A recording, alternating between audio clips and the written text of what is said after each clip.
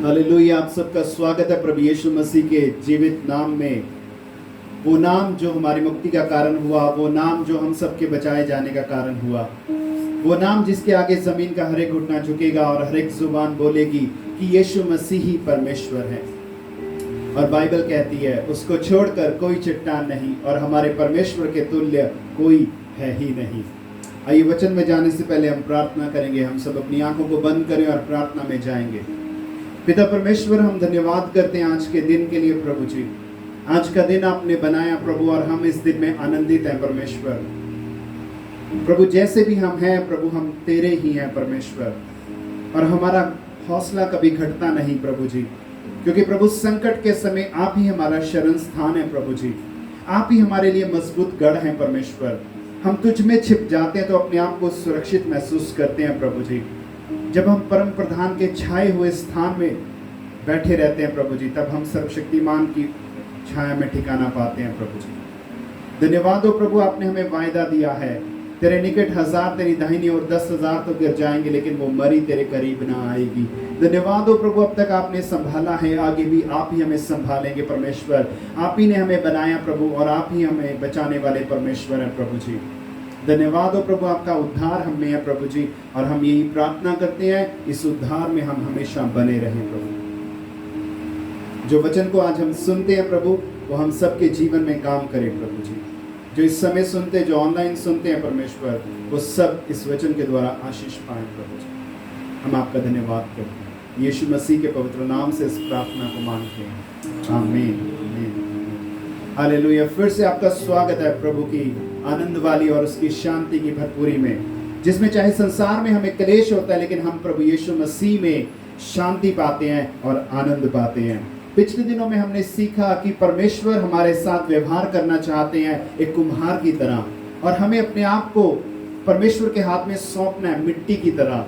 जैसे मिट्टी के ऊपर कुम्हार को पूरा हक होता है, उसका जो चाहे वो बर्तन बना सकता है, वैसे ही हमें अपने आप को परमेश्वर के हाथ में सौंपना है ताकि परमेश्वर जो चाहे वो हमारे साथ कर सके। परमेश्वर कभी भी किसी के साथ जबरदस्ती नहीं करते। परमेश्वर कभी भी किसी का कान पकड़कर कोई जबरदस्ती काम नहीं करवाते। परमेश्वर आज़ाद इच्छा के मालिक हैं और उसने वो स्वभाव हमारे अंदर भी दिया, और परमेश्वर ने हमें भी आज़ाद मर्जी दी है। परमेश्वर हमें हमारे सामने रास्ते को रखते हैं। वो कहते हैं बेटा ये जीवन है, ये मौत है, तू चुन ले जो तू चुनना चाहता है। ये तेरे लिए अच्छा है, ये तेरे लिए बुरा है, तू जो चुनना चाहता है चुन ले। परमेश्वर हमारे सामने चॉइस को रखते हैं। परमेश्वर हमारे सामने चुनाव को रखते हैं, लेकिन वो चुनाव हमारा है, हमें चुनना है। परमेश्वर कहते हैं अगर तू जीवन को चुनेगा तो तेरे लिए भला होगा। परमेश्वर कहते हैं यदि तू मुझे चुनेगा तो तेरे लिए भला होगा। हालेलुया। और आज तक हम इस बात के गवाह हैं कि जितनों ने यीशु मसीह को चुना, जितनों ने यीशु मसीह को अपना भरोसा बनाया, जितनों ने यीशु मसीह के ऊपर विश्वास किया, वो कभी भी लज्जित नहीं हुए, वो कभी भी शर्मिंदा नहीं हुए।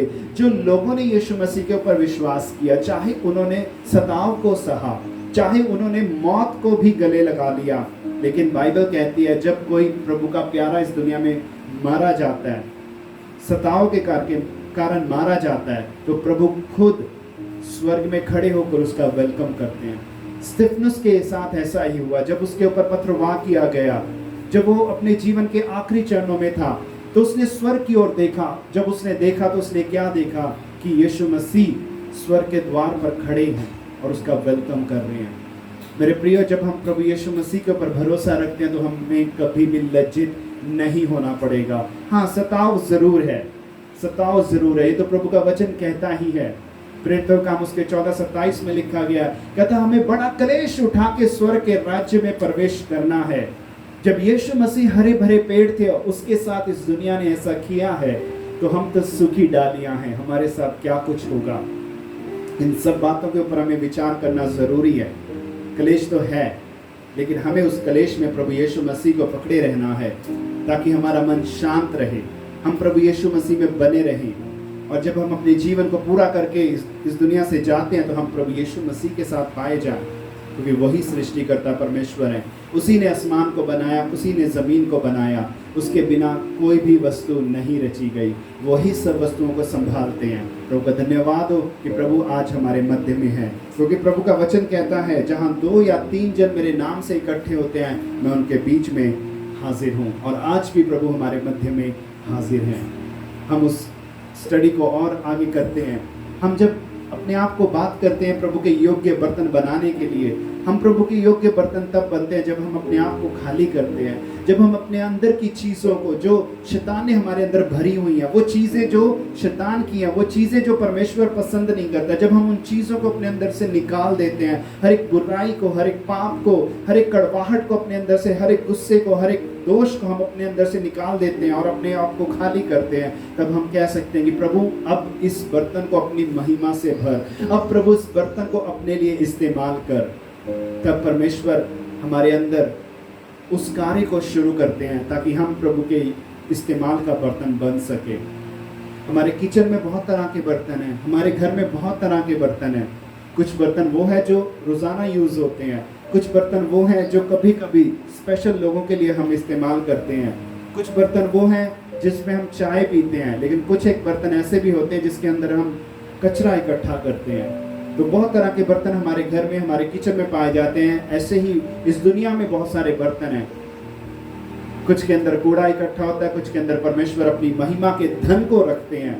तो हमें वो बर्तन बनना है जिसके अंदर परमेश्वर अपनी महिमा के धन को रखे। और वो कब हम बन सकते हैं? जब हम बेसिक चीज़ों को अपने जीवन में लेकर आते हैं। प्रार्थना करना, वचन को पढ़ना, वचन को मानना, प्रतिदिन प्रभु यीशु मसीह की आराधना करना, और जब हो सके हर इतवार जाकर हम चर्च में संगति करें। इतवार के अलावा कभी भी हमें मौका मिलता है तब भी हम संगति करें, क्योंकि प्रभु का वचन इब्रानियों 10 अध्याय के 25 वचन में इस प्रकार से कहता है कि तुम संगति करना मत छोड़ो, एक दूसरे के साथ मिलना मत छोड़ो, जैसे जैसे उस दिन को करीब आते देखते हो। किस दिन को? वो दिन जिस दिन प्रभु यीशु मसीह आएंगे, उस दिन को तुम करीब आते देखते हो। तुम्हारा संगति करना बढ़ता चला जाए, तुम्हारा संगति करना बढ़ता चला जाए। आज हमें ज़रूरत है कि हम एक विश्वासी होते हुए दूसरे विश्वासी के साथ मिलकर प्रार्थना करें, हम एक दूसरे को उत्साहित करें। हम देखिए कोई व्यक्ति जो प्रभु में कमज़ोर है, उसके साथ संगति करके उसको ऊपर उठाएं और अपने आप को अपने से बेहतर मजबूत विश्वासी के साथ भी जोड़ कर रखें। ऐसा ना हो कि कमज़ोर विश्वासी हमें ही खींच ले जाए, ऐसा भी ना हो। अपने आप को मजबूत संगति में रखिए और कमज़ोर को अपनी संगति में मिला लो, उसकी आशंकाओं पर विवाद करने के लिए नहीं, बल्कि उसको उठाने के लिए, क्योंकि प्रभु हमें ऐसा ही सिखाते हैं। प्रभु का वचन हमें ऐसा ही कहता है कि आपके बीच में से कुछ लोगों को बाहर ले आओ। और ये तब होता है जब हम पहले आत्मिक युद्ध को लड़ते हैं, जब हम पहले प्रार्थना में जाते हैं, घुटने टेकते हैं और आत्मिक युद्ध को लड़ते हैं। उस आत्मिक युद्ध को हम जब जीत जाते हैं, तब हम उस युद्ध को शारीरिक रूप में जीतता हुआ देखते हैं। हालेलुया। हमें आत्मिक युद्ध को लड़ना है मेरे प्रियो, हमें प्रार्थना में इस युद्ध को लड़ना है। जब हम प्रार्थना में युद्ध को लड़ते हैं, आत्मिक युद्ध को जीत जाते हैं, तब हम उस आत्मिक लड़ाई को जो हमने जीती है, हम उसको शारीरिक रूप में देख पाते हैं। हम कितनी प्रार्थना करते हैं कोई नहीं देखेगा, ये सिर्फ हमारा पिता जो गुप्त में हमें देखता है वही देख पाता है। हम कितना ज़्यादा वचन को मानते हैं, कितना ज़्यादा वचन को हम पढ़ते हैं, कितना ज़्यादा हम पवित्रताई में चल रहे हैं, कितना ज़्यादा हम मेल मिलाप का पीछा करते हैं, ये कोई नहीं देखता। लेकिन जब इसका रिजल्ट आता है तब सब लोग देखते हैं। जब प्रार्थना करने से हमारे रास्ते सीधे होने शुरू होते हैं, जब प्रार्थना करने से, पवित्रताई में चलने से और संगति करने से हम जयवंत होना शुरू होते हैं और रिजल्ट शारीरिक रूप में दिखना शुरू हो जाता है, तब सब लोग देख पाते हैं। पर उसके पीछे हमने कितनी मेहनत की, कितनी प्रार्थना की, कितने आंसू बहाए, कितने घुटने हमने घंटों घंटों तक प्रभु की हजूरी में झुकाए रखे हैं, वो कोई नहीं जानता। लेकिन असली युद्ध बंद कमरे में घुटनों के बल आकर आंसुओं के साथ ही लड़ा जाता है। असली युद्ध प्रार्थना में ही लड़ा जाता है। पर आज के समय में बहुत सारे ऐसे लोग हैं जो प्रार्थना भी करते हैं, वचन को भी पढ़ते हैं, संगति भी करते हैं, लेकिन फिर भी कुछ बातें हैं जो उनके जीवन से नहीं जाती। फिर भी कुछ बातें हैं जो अभी भी उनके जीवन में एक रुकावट के समान बनी हुई हैं। तो आज हमें जांचने की ज़रूरत है। जब हम प्रार्थना के मुद्दे को देखते हैं तो हमें ये जांचना है कि प्रार्थना में मेरे अंदर कोई कमी तो नहीं, क्या मैं सही ढंग से प्रार्थना को करता हूँ? क्या कोई ऐसी बात जो प्रार्थना को रोकती है वो मेरे जीवन में तो नहीं? वचन को जब हम पढ़ते हैं तो उसके विषय में अपने आप को जांचना है, क्या मेरा वचन पढ़ना सही है?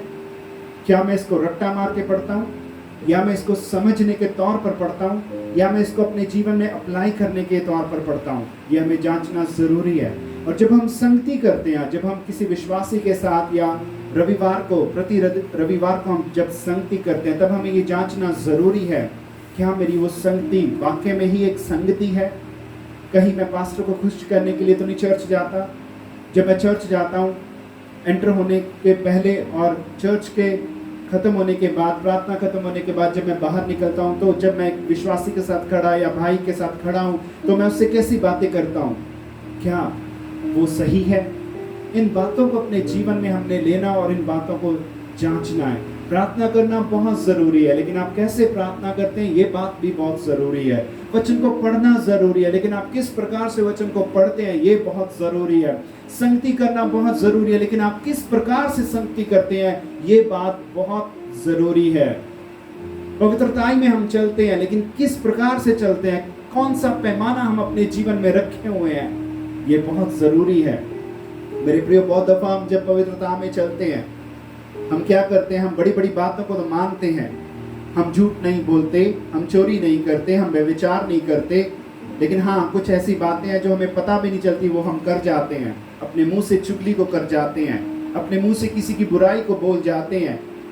रेड लाइट पे हम नहीं खड़े होते तो हम अपने सिस्टम का कानून तोड़ते हैं, वो भी गलत है, वो भी गलत है। परमेश्वर चाहते हैं कि हम अपने अधिकारियों के अधीन रहें। परमेश्वर चाहते हैं हमें कि हम अपने अधिकारियों के अधीन रहें और हम आज्ञा मानना सीखें। आज हम कुछ बातें देखेंगे, इसको हम अगले संडे भी कंटिन्यू करेंगे। हमारे जीवन में जब हम प्रार्थना करते हैं, लेकिन बहुत सारी बातें तब भी हमारे जीवन में अधूरी रह जाती हैं। उनके बहुत बातें, बहुत प्रार्थनाएं हम प्रभु की हजूरी में मांगते हैं, लेकिन वो सुनी नहीं जाती, वो सुनी नहीं जाती। कुछ रुकावटें वहाँ पे पाई जाती हैं। तो उन रुकावटों के बारे में आज हम सीखेंगे। 5 बातें आज हम देखेंगे, 5 बातें अगली दफा अगले भाग में देखेंगे। तो सबसे पहली बात कि प्रार्थना में क्या बात हमें रोकती है, या हमारी प्रार्थना जब हम करते हैं, हम चाहे 1.5 घंटा, 2 घंटा, 2.5 घंटा, 3 घंटा जब हम प्रभु की हजूरी में बैठते हैं, तो कुछ बातें जो हमारी प्रार्थना को प्रभु के कानों तक नहीं पहुंचने देती। तो उनमें से सबसे पहली बात है हमारे जीवन में पाप का होना। हमारे जीवन में पाप का होना प्रार्थना को रोक देता है। यूहन्ना उसके 9 अध्याय के 31 वचन में इस प्रकार से लिखा गया है कि परमेश्वर पापी की नहीं सुनता। परमेश्वर एक पापी व्यक्ति की प्रार्थना को नहीं सुनता। यदि कोई परमेश्वर का भक्त है और उसकी मर्जी के ऊपर चलता है, तो परमेश्वर उसकी प्रार्थना को सुनते हैं। आज यदि हम चाहते हैं कि हमारा प्रार्थना करना व्यर्थ ना जाए, हमारा प्रार्थना करने का समय प्रभु के पुस्तक में लिखा जाए, तो हमें ज़रूरी है कि हम अपने जीवन को जांचें, और यदि हमारे अंदर कोई छोटे से छोटा पाप भी है, उसको हम निकाल कर बाहर करें। चोर चोर होता है, चाहे वो 10 रुपए की चोरी करे, चाहे वो 1 करोड़ की चोरी करे, चोर चोर है। पापी भी पापी है, चाहे वो बड़ा पाप करे, चाहे वो छोटा पाप करे। प्रभु का वचन कहता है यदि तू 100 में से 99 बातों को पूरा करता है, लेकिन एक में चूक जाता है, तो तू सब बातों में चूक गया। परमेश्वर को 99% नहीं चाहिए, परमेश्वर 100% चाहता है। परमेश्वर 100% हमसे चाहते हैं। परमेश्वर कहते हैं यदि तू 99 में पूरा उतरा, लेकिन एक में तू चूक गया, तो तू सब बातों में चूक गया। इसी प्रकार से हमें अपने जीवन को जांचना है, और एक एक छोटी छोटी बात को अपने जीवन से जो हमें पाप में गिराती है दूर करना है। चुगली, निंदा, प्रभु की हजूरी में मजाक करना, ये सब बातें हमें छोड़नी है और हमें प्रभु में पवित्र बनना है। भजन संहिता में 66:18 में संत दाऊद कहते हैं यदि मैं अपने मन में कोई अनर्थ बात सोचता, तो प्रभु मेरी प्रार्थना को कभी ना सुनता। या तो कोई कार्य किया भी नहीं, यहाँ तो सिर्फ सोचने की बात है। प्रभु का सेवक दाऊद कहते हैं भजन संहिता उसके 66:18 में कि यदि मैं अपने मन में कोई अनर्थ बात सोचता, अब देखिए पवित्रताई का स्टैंडर्ड क्या है। अब देखिए प्रार्थना करने वाले व्यक्ति का जीवन का स्तर कितना होगा कि यदि वो अपने मन में कोई अनर्थ बात सोच भी लेगा तो उसकी प्रार्थना रुक जाएगी। यदि हम अपने मन में कोई अनर्थ बात सोच लेते हैं, किसी की बुराई की कल्पना कर लेते हैं, किसी की हानि की कल्पना कर लेते हैं, तो प्रभु हमारी प्रार्थना को कभी नहीं सुनता। यहाँ कुछ भी हमने कामों में नहीं किया, कुछ भी हमने इनएक्ट नहीं किया, सिर्फ सोचा है, तो अपनी सोच को हमें प्रभु के अधीन करना है। प्रभु का वचन कहता है जब तुम्हारी बुद्धि नहीं हो चुकी है, तुम्हारा मन नया हो चुका है, तो तुम्हारा चाल चलन भी बदलता चला जाए। सबसे पहली बात, अगर हमारी प्रार्थना रुकती है तो वो उसका एक कारण हो सकता है पाप का हमारे जीवन में होना। और लिटरली ऐसा नहीं है कि कोई भी बात जो है वो हम इनएक्ट करेंगे, कामों में पाप करेंगे तो वो पाप माना जाएगा, ऐसा नहीं। दाऊद कहता है यदि मैं अपने मन में कोई अनर्थ बात सोचता तो प्रभु मेरी प्रार्थना को ना सुनता। और यीशु मसीह ने भी कहा, कहता तुम्हें पाप करने के लिए काम करने की जरूरत नहीं है। यदि तुम अपने मन में किसी के खिलाफ बुरा विचार कर लिया तो तूने कर दिया। यदि हमने सोच लिया तो हमने कर दिया।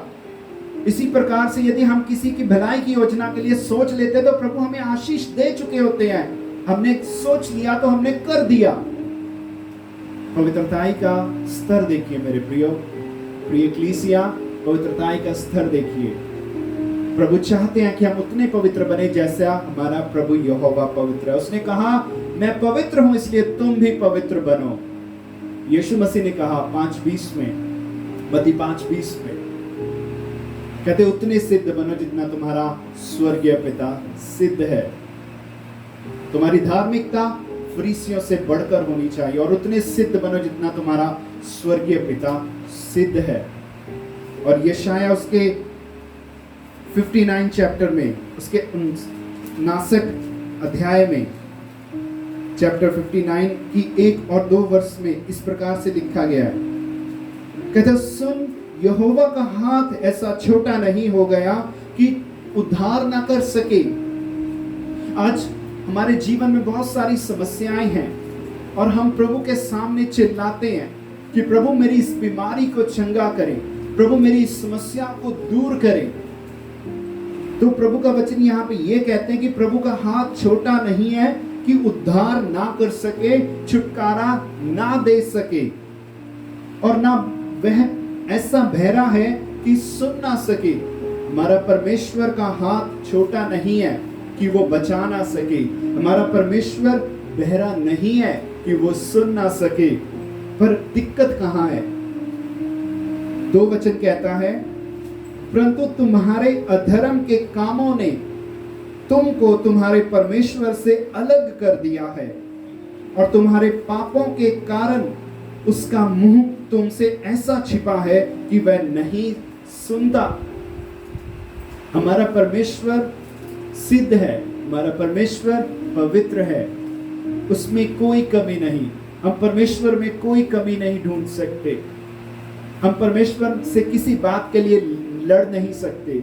वो धर्मी है, वो न्यायी परमेश्वर है, वो सच्चा परमेश्वर है, वो ना बदलने वाला परमेश्वर है। कमी हम में है। बाइबल कहती है तुम्हारे अधर्म के कामों ने तुमको तुम्हारे परमेश्वर से अलग कर दिया है। हमारे ही अधर्म के कामों ने हमें परमेश्वर से अलग कर दिया है और तुम्हारे पापों के कारण उसका मुंह तुमसे ऐसा छिपा है कि वह नहीं सुनता। हमारे सोच विचार में जो पाप हैं उनके कारण परमेश्वर हमारी प्रार्थना नहीं सुनता। आज हमें शारीरिक रूप से तो अपने आप का ध्यान रखना ही रखना है, हमें अपने आत्मिक रूप में भी, अपने विचारों में भी, अपने सोचने में भी हमें ध्यान रखना है कि हम कहीं विचारों में तो पाप नहीं करते, कहीं हम किसी की हानि की योजना तो नहीं बनाते। अनर्थ विचार भी पाप है। बहुत दफा बहुत सारे लोग ख्याली पुलाव बनाते हैं, कल्पनाओं में जीते हैं, वो बात भी गलत है। मेरे प्रियो, आज हमें अपने आप को जांचना है। पहली बात, यदि हमारी प्रार्थना सुनने में रुकावट है, वो हो सकता है कि हमारे जीवन में कोई पाप हो। वो शारीरिक रूप में भी हो सकता है, वो हमारे आत्मिक या हमारी सोच में हो सकता है, वो हमारी सोच में भी हो सकता है। दाऊद कहता है, यदि मैं अपने मन में कोई अनर्थ बात सोचता, किसी की हानि की योजना बनाता, तो प्रभु मेरी प्रार्थना को कभी नहीं सुनते। दूसरी बात, मरकुस उसका 11 अध्याय का 23 और 24 वचन कहता है, इस वचन को हम पढ़ेंगे। दूसरी बात है प्रार्थना में रुकावट की, वो है विश्वास की कमी। मरकुस उसका 11 अध्याय 23 और 24 हम पढ़ेंगे। प्रभु का वचन यहाँ पे लिखता है, मैं तुमसे सच कहता हूं। 22 से पढ़ूंगा, बड़ा अच्छा लगता है। यीशु ने उसको उत्तर दिया, परमेश्वर पर विश्वास रखो। मैं तुमसे सच कहता हूं कि जो कोई इस पहाड़ से कहे तो उखड़ जा और समुद्र में जा पड़, और अपने मन में संदेह ना करे, वरन प्रतीति करे कि जो कहता हूं वह हो जाएगा, तो उसके लिए वही होगा। इसलिए मैं तुमसे कहता हूं कि जो कुछ तुम प्रार्थना करके मांगो, तो विश्वास कर लो कि तुम्हें मिल गया, तो तुम्हारे लिए हो जाएगा। मेरे प्रियो, जब हम प्रार्थना करते हैं तो हमें विश्वास करना है कि जो हम प्रार्थना मांगते हैं वो हमारे लिए हो जाएगा, तो वो हमारे लिए होगा। हमें विश्वास करना है कि जो हमने मांगा है वो हमें मिल गया, तो वो हमें मिल जाएगा। प्रभु का वचन कहता है, जब हम प्रार्थना करते हैं तो हमें विश्वास करना है कि जो हम मांगते हैं वो हमें मिल गया, तो वो हमारे लिए हो जाएगा। यदि इसके विपरीत जाएंगे, यदि हम प्रार्थना करते हैं और हम विश्वास नहीं करते कि जो हमने मांगा है वो हमें मिल गया है, तो वो हमारे लिए कभी नहीं होगा। हमें विश्वास करना है जो हम मांगते हैं वो हमें मिल गया, तो वो हमारे लिए हो जाएगा। बहुत दफा हम प्रार्थना तो करते हैं, प्रभु से मांगते तो हैं, लेकिन हमारे मन में ये बात निश्चय नहीं होता कि जो हमने मांगा है वो वैसा होगा भी या नहीं। हम प्लान बी बना लेते हैं, यदि प्रभु ने कर दिया तो धन्यवाद, नहीं तो मेरा प्लान बी भी तैयार है। मेरे प्रियो, मसीहियत में प्लान बी नहीं होता, प्लान ए है, और वो सिर्फ परमेश्वर। वो सिर्फ परमेश्वर पर विश्वास करना है, परमेश्वर को पुकारना है। परमेश्वर ही रास्ते निकालेगा और आपकी सहायता को भेजेगा।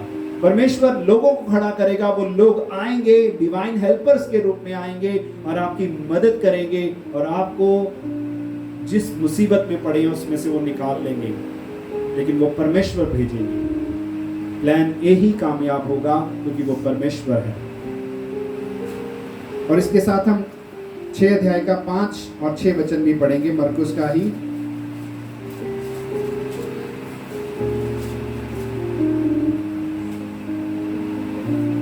यहाँ पे एक जिक्र है कि यीशु मसीह नासरत में गए, और जब संगति का दिन था वो आराधनालय में गए और उन्होंने वहां पे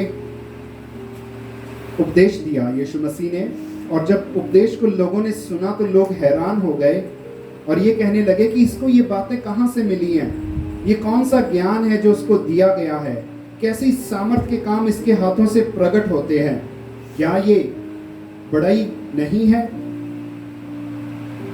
जो मरियम का पुत्र है, याकूब और योसेस, यहूदा और शिमोन का भाई है, उसकी बहनें यहाँ हमारे बीच में नहीं रहती। इसलिए उन्होंने उसके विषय में ठोकर खाई। लोग यीशु मसीह को परमेश्वर के रूप में ग्रहण नहीं कर सके, क्योंकि उन लोगों ने यीशु मसीह को बचपन से देखा था नासरत में कि ये हमारे सामने पला बड़ा, ये हमारे सामने अपने पिता के साथ तरखान का बड़ाई का काम करता है, ये मरियम का बेटा है, ये याकूब, योसेस, यहूदा, शिमोन का भाई है, और इसकी बहनें जो है वो हमारे यहाँ पे शादी हुई हैं। तो वो यीशु मसीह को परमेश्वर के रूप में ग्रहण नहीं कर पाए, उन्होंने यीशु मसीह के कारण ठोकर खाई। और आगे लिखा है, यीशु मसीह ने उनसे कहा 4 वचन में, कहता, भविष्यद्वक्ता अपने देश और अपने कुटुंब और अपने घर को छोड़कर और कहीं निरादर नहीं पाता। एक परमेश्वर का सेवक, एक परमेश्वर का दास अपने देश और अपने कुटुंब और अपने घर को छोड़ और कहीं निरादर नहीं पाता। और 5 वचन कहता है, वह वहां कोई सामर्थ का काम ना कर सका। केवल थोड़े से बीमारों पर हाथ रखकर उन्हें चंगा किया। क्यों नहीं कर सका? 6 वचन कहता है, और उसे उनके अविश्वास पर आश्चर्य हुआ और वह चारों ओर के गांव में उपदेश करता फिरा। उन्होंने यीशु मसीह को परमेश्वर के रूप में ग्रहण कर ही नहीं पाए। वो लोग, वो यीशु मसीह के ऊपर विश्वास नहीं कर पाए कि ये परमेश्वर का पुत्र है। वो यीशु मसीह के ऊपर विश्वास कर ही नहीं पाए कि ये हमें चंगा कर सकता है, ये हमें जीवन दे सकता है। और यीशु मसीह का वचन कहता है 6 अध्याय में कि प्रभु यीशु मसीह को उनके अविश्वास पर हैरानी हुई। आज हम में से बहुत सारे लोग ऐसे ही हैं। हम प्रार्थना तो करते हैं, लेकिन हमें यीशु मसीह के ऊपर विश्वास नहीं है कि यीशु मसीह ये काम कर भी पाएंगे कि नहीं। मेरे प्रियो, ऐसा हमारे मध्य में नहीं होना चाहिए। ऐसा हमारी थिंकिंग में, विचारों में नहीं आना चाहिए। जब हमने प्रभु यीशु मसीह को प्रभु जानकर ग्रहण किया है और उसको हमने सृष्टिकर्ता करके ग्रहण किया है, तो हमें ये विश्वास करना, पूर्ण विश्वास करना कि यीशु मसीह सर्व सामर्थी है, वो सब कुछ कर सकने वाले परमेश्वर है। उसी के द्वारा आकाश और पृथ्वी को बनाया गया है। उसी के द्वारा शब्द यानी यीशु मसीह के द्वारा ही इस पृथ्वी को संभाला जाता है।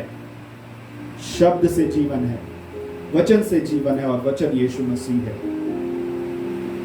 अविश्वास आपके जीवन में परमेश्वर की सामर्थ को प्रकट होने से रोक देता है। अविश्वास आपकी प्रार्थना को प्रभु के कानों तक ले जाने में अड़चन को पैदा करता है।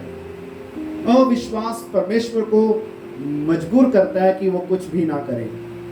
जैसे यीशु मसीह यहाँ पे बहुत सामर्थ के काम नहीं कर सके, सिर्फ कुछ ही लोगों पर हाथ रखे और उन्हें चंगा किया, और यीशु मसीह को उनके अविश्वास पर बहुत हैरानी हुई। हालेलुया। याकूब उसका 1 अध्याय उसका 5 वचन 6 ये भी पढ़ेंगे। ये भी इसके साथ मिलता जुलता है अविश्वास के लिए।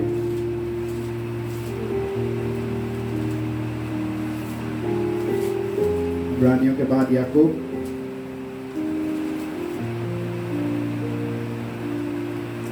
5 से पढ़ेंगे और 7 तक। प्रभु का वचन यहाँ पे ये सिखाते हैं, पर यदि तुम में से किसी को बुद्धि की घटी हो तो परमेश्वर से मांगे। यहाँ पे प्रार्थना के विषय में बात हो रही है। परमेश्वर से कहाँ मांगेंगे? प्रार्थना में ही मांगेंगे, क्योंकि परमेश्वर तो कोई व्यक्ति नहीं है कि हम कहीं पे जाएं, वहां पे परमेश्वर बैठा हुआ है और परमेश्वर से कहें प्रभु मुझे बुद्धि दे दो। ऐसा तो होने वाला नहीं है। तो यदि तुम में से किसी को बुद्धि की घटी हो तो वो परमेश्वर से मांगे। प्रार्थना में ही हमने मांगना है। जो बिना उल्हाना दिए सबको उदारता से देता है उसको दी जाएगी। जो प्रार्थना में मांगेगा, चाहे वो बुद्धि मांगता है, उसको दी जाएगी। और परमेश्वर बिना उल्हाना दिए उदारता से देता है। प्रभु कभी भी आपको उल्हाना नहीं देगा। 6 वचन कहता है पर विश्वास से मांगे। जहां पे पर वर्ड आता है, परंतु आता है, बट आता है, वहां पे बात बदल जाती है। ये तब मिलेगी चीज जब विश्वास से मांगेंगे। 6 वचन कहता है पर विश्वास से मांगे। बात बदल गई। केवल मांगना काफी नहीं है, पर विश्वास से मांगे और कुछ संदेह ना करे। अविश्वास के लिए कोई जगह नहीं है, संदेह करने के लिए कोई जगह नहीं है, क्योंकि संदेह करने वाला, अविश्वास करने वाला समुद्र की लहर के समान है जो हवा से बहती और उछाली जाती है। ऐसा मनुष्य ये ना समझे कि मुझे प्रभु से कुछ मिल जाएगा। वह व्यक्ति दो चिता है, उसके 2 चित्त हैं, 2 मन है उसके, और वह अपनी सारी बातों में चंचल है, मतलब वो स्थिर नहीं है। हमें प्रभु के पास जब आना है, प्रार्थना करनी है, जो कुछ भी हम प्रभु से मांगेंगे प्रभु हमें देते हैं। पर लेकिन कब देते हैं? जब हम विश्वास से मांगते हैं, जब हम कोई संदेह नहीं करते। जब हम संदेह करते हैं तो बाइबल कहती है हम उस समुद्र की लहर के समान है जो हवा से बहती और उछाली जाती है। और जब एक लहर आती है वो समुद्र के किनारे पर लगकर उसका नामो निशान खत्म हो जाता है। तो ऐसा मनुष्य ये ना समझे कि प्रभु से मैं कुछ हासिल कर लूंगा। यदि हम ऐसे हैं, जितना मर्जी प्रार्थना कर लो तो प्रभु से कुछ हासिल नहीं कर पाओगे। ऐसा व्यक्ति दो मन वाला है और वो अपनी सारी बातों में चंचल है, वो स्थिर नहीं है। मेरे प्रियो, जब हम प्रभु के आगे प्रार्थना करते हैं तो हमें ये विश्वास करना है कि जो हम मांगते हैं वो हमें मिल गया तो वो हमारे लिए हो जाएगा। अविश्वास करना या विश्वास की कमी भी हमारी प्रार्थना में एक बड़ी रुकावट बनती है। तीसरी बात, गलत इच्छा से मांगना भी प्रार्थना में रुकावट बन जाता है। गलत इच्छा से मांगना प्रार्थना में रुकावट बन जाता है। याकूब उसके 4 अध्याय के 3 वचन में इस प्रकार से लिखा गया, कहता तुम मांगते हो और पाते नहीं हो, तुम प्रार्थना तो करते हो लेकिन प्रार्थना सुनी नहीं जाती। तुम मांगते हो लेकिन तुम्हें मिलता नहीं, तुम पाते नहीं हो, इसलिए कि बुरी इच्छा से मांगते हो ताकि अपने भोग विलास में उड़ा दो। यहां पे दो बातें आती हैं, एक अपनी जरूरत के लिए मांगना, एक इच्छा के लिए मांगना। प्रभु यीशु मसीह ने यहाँ पे जरूरत वर्ड को नहीं इंक्लूड किया, उन्होंने कहा इच्छा, इसलिए कि तुम बुरी इच्छा से मांगते हो ताकि अपने भोग विलास में उड़ा दो। प्रभु यीशु मसीह हमारी सब जरूरत को पूरा करते हैं। प्रभु यीशु मसीह ने कहा पहले मेरे धर्म और राज्य की खोज कर, तो ये सब वस्तुएं तुझे मिल जाएंगी। कौन सी वस्तुएं मेरे प्रियो? वो वस्तुएं जिनके विषय में संसार चिंता करता है। हम क्या खाएंगे, हम क्या पहनेंगे, हम कहाँ रहेंगे, इन बातों की चिंता संसार करता है। लेकिन यीशु मसीह का वचन कहता है कि तुम मेरे धर्म और राज्य की खोज करो तो ये सब वस्तुएं तुम्हें खुद म खुद मिल जाएंगी। तुम्हें क्या खाना है, तुम्हें क्या पहनना है, तुम्हें कहाँ रहना है, ये सब परमेश्वर की जिम्मेदारी है। हम परमेश्वर के बच्चे हैं और हमारे बच्चों को ये सोचने की जरूरत नहीं पड़ती कि वो क्या खाएंगे, वो क्या पहनेंगे और वो कहाँ रहेंगे। ऐसे ही जब हम परमेश्वर के बच्चे हैं तो हमें ये सोचने की जरूरत नहीं है कि हम क्या खाएंगे, क्या पहनेंगे और कहाँ रहेंगे। ये जिम्मेदारी हमारे बाप की है, हमारे परमेश्वर की है और वो भली जानता है, वो भली भांति जानता है कि हमारे लिए क्या भला है। लेकिन इच्छा की बात आ जाती है। जैसे हम पेरेंट्स होते हुए अपने बच्चों की हर इच्छा को पूरा नहीं करते। बहुत दफ़ा हम उनकी भलाई के लिए इच्छा को पूरा नहीं करते, बहुत दफ़ा हम कर नहीं पाते। हमारा बच्चा मार्केट से निकलता है, बहुत कुछ मांगता है, लेकिन हम वही लेके देते हैं जो उसकी ज़रूरत है। बच्चा तो बहुत सारी इच्छाएं रखता है कि मुझे ये चाहिए, मुझे गेम चाहिए, मुझे साइकिल चाहिए, मुझे बाइक चाहिए, मुझे इलेक्ट्रिक कार चाहिए, मुझे बहुत कुछ चाहिए, मुझे ये टॉय चाहिए, मुझे वो टॉय चाहिए। लेकिन पेरेंट्स वही इच्छा को पूरा करते हैं जो उनके बच्चे के लिए ज़रूरी है या उनके बच्चे की भलाई में है, उस इच्छा को वो पूरा करते हैं। ऐसे ही परमेश्वर से हम बहुत कुछ मांगते हैं, लेकिन परमेश्वर उसी इच्छा को पूरा करते हैं जो हमारी भलाई में है, जो हमारे लिए भली होगी। जैसे हम दुनियावी माँ बाप होते हुए अपने बच्चे की वही इच्छा पूरी करते हैं जो उसके लिए भली है, वैसे ही परमेश्वर हमारी उस इच्छा को पूरा करते हैं जो हमारे लिए भली है। और परमेश्वर का वचन कहता तुम मांगते हो लेकिन पाते नहीं, इसलिए कि तुम बुरी इच्छा से मांगते हो कि जब तुम्हें मिल जाएगा तब तुम उसे अपने ऐशो आराम में, भोग विलास में उड़ा दोगे।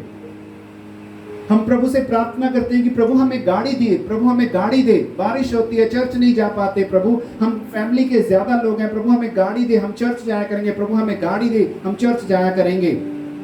और हमने गाड़ी ली, चर्च लेकर आए, पास्टर से प्रार्थना करवाई, लेकिन जब संडे आया तो वो गाड़ी संडे चर्च नहीं आई। ऐसा हो जाता है। वो गाड़ी कहाँ है? शिमला पहुंच गई।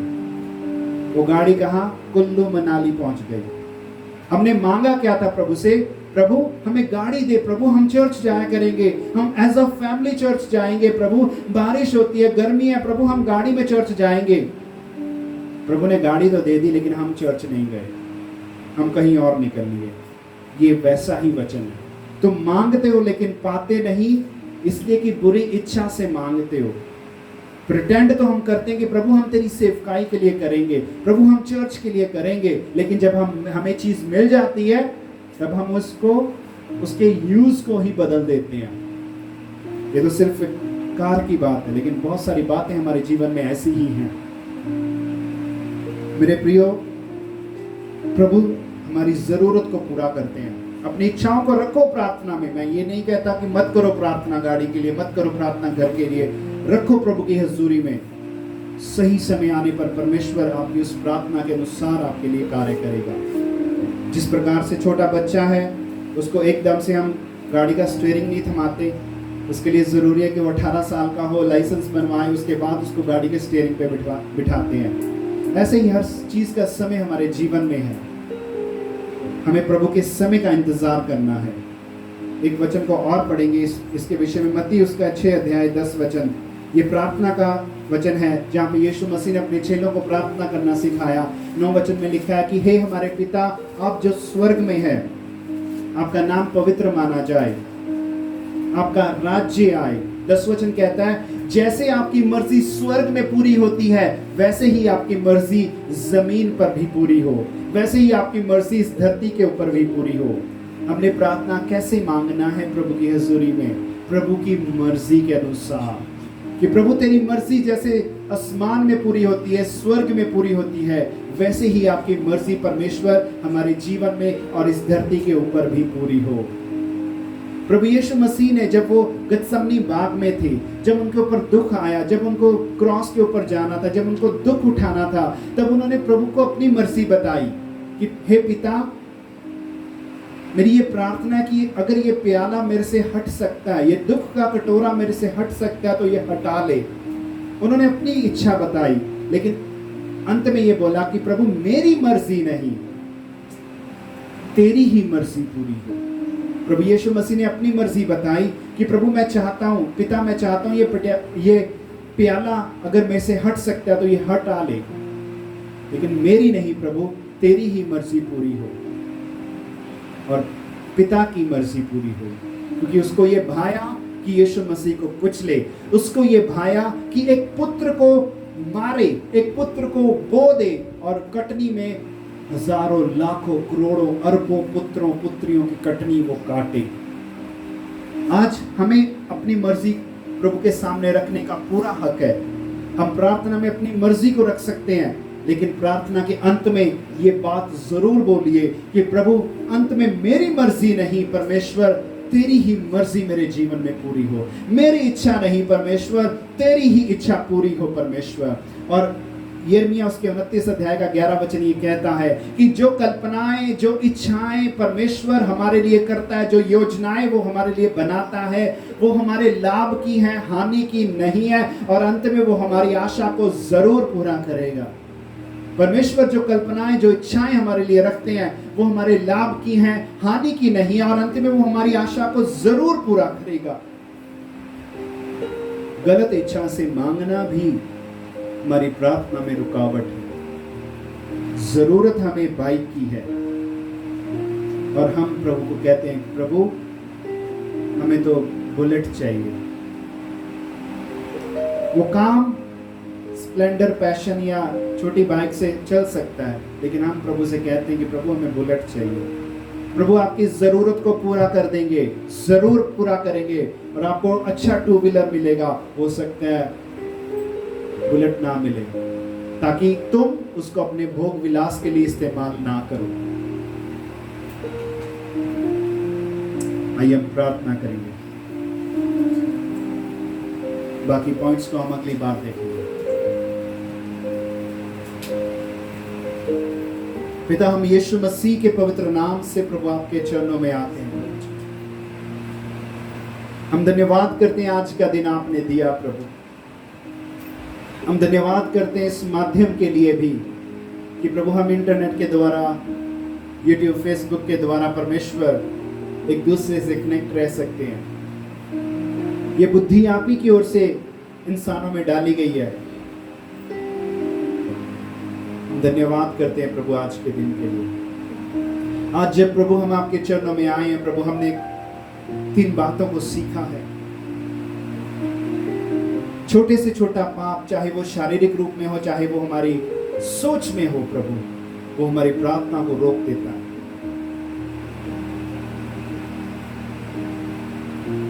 अविश्वास की कमी, यीशु मसीह के ऊपर पूर्ण विश्वास ना करना भी हमारी प्रार्थना को रोक देता है।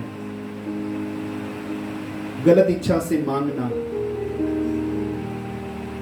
वो भी हमारी प्रार्थना को रोक देता है। प्रभु इन 3 बातों के ऊपर हम काम करें प्रभु, और इन 3 बातों को अपने जीवन में हम सुधारें परमेश्वर।